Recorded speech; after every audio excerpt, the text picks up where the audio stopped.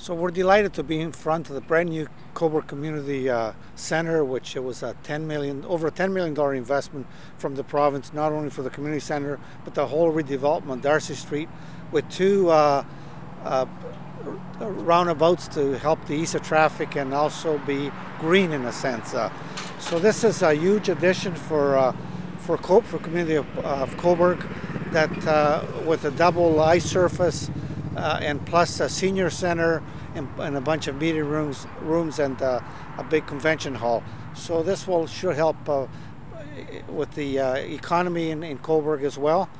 Not to mention, we now in Cobourg have a full Ontario service center where you can get any provincial document. Just to give an example, birth certificates, where it used to take up to 9 months to get, now we're down to 15 days or less, or you'll get your money back. A huge investment for Cobourg in a way of helping them with their public transit. It's one of our smallest communities in Ontario where actually has public transit to, once again, to make the community a better place to live, work, and play. Province partner with Cobourg, investing well over $500,000 to help with Go Green initiative in Cobourg, which included a state-of-the-art streetlight system, which will save enormous amount of energy to keep lights on in public places in Cobourg.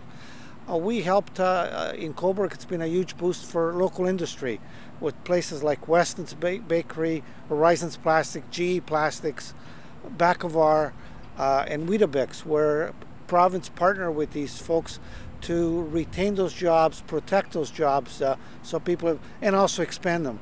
But while we're here in Cobourg, I'd be remiss not to talk about Northumberland Hospital, which not only serves Cobourg, but the whole surrounding area. Much to contrary to what people want to believe, since 2003, there's been a 31% increase to staffing, with actually 284 full-time nurses.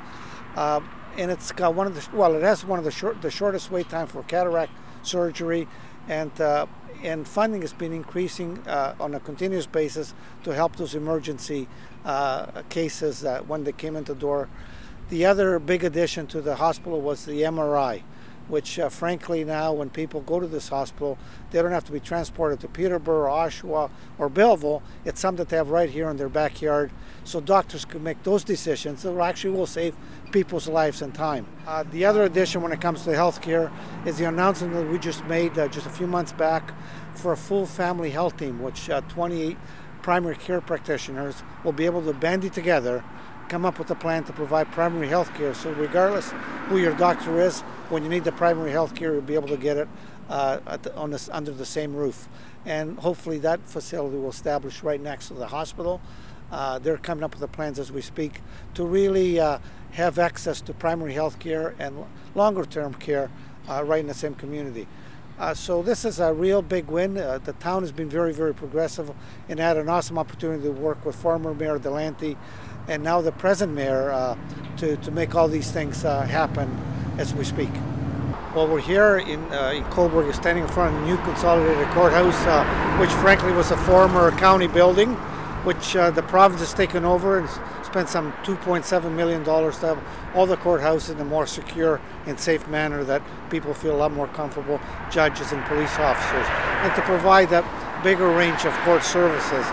The other thing that's very important right across this county and across Eastern Ontario is a huge investment in broadband. Just for Northumberland County, some $1 million to have access to rural Ontario.